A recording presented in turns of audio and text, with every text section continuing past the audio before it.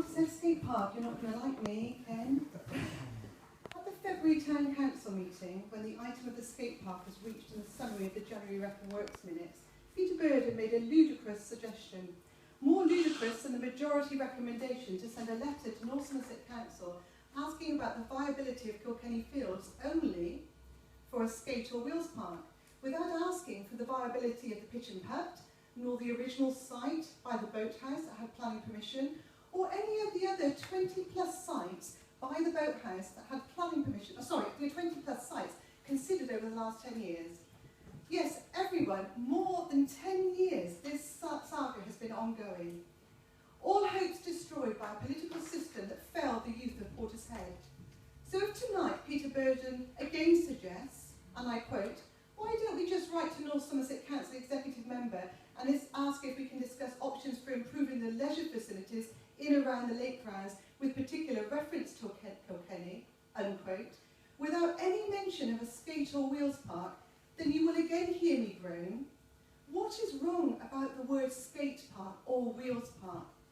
The executive member made his views on Kilkenny Fields known a long time ago, on many occasions.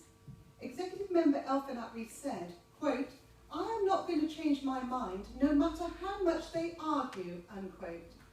Executive member David Pasley said about the lake grounds, quote, with the 2011 elections fast approaching, we need to be singing off the same hymn sheet. Your NSC colleagues have made it clear, no skate park on the lake grounds, unquote. Despite the fact Cllr Effin Ap Rees had approved the progression of the site by the boathouse on the 16th of March 2009. So after many games, are we now back to where we started 10 years ago? If Mr Pasley and Mr Ap Rees have abandoned their political bias, then great. But let's not wait another 10 years before providing a much-needed skate park, which, let's remember, was supported by the majority of Portishead in the planning consultation, including those in the Lake Grounds ward. Peel Park. At long last, Russ Curry has confirmed publicly in a meeting what I've been trying to tell the Town Council for some time.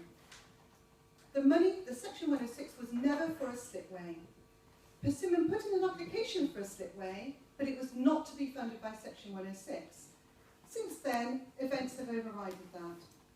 The videos from the last Effin Works are available on YouTube, as are this meeting, when you'll see about the adjournment of the last meeting.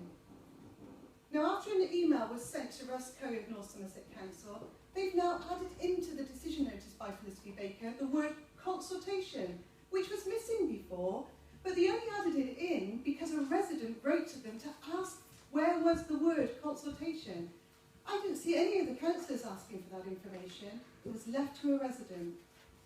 And now we have key mariners wanting to rule over Portishead and wanting to own any structure that is finally approved at Peel Park. We've got historic rights to Peel Park, which Russ Curry has confirmed. And in answer to my concerns, he's actually added in writing, we would need to ensure that prior to construction, starting a proper agreement was put in place protecting means of access. I haven't heard any of you councillors talking about a condition to protect our historic rights. That's important to the people of Portishead, and it's so tiring to find that nobody mentions it apart from a resident. So I'd like to formally ask the Town Council tonight, who is going to ensure that any future agreement for whatever is put in Peel Park, whatever structure, there is a condition to ensure that the Portishead people's rights to that area are safeguarded. Is one of you councillors going to do it, or is it going to be down to a resident again? Thank you very much, Mrs.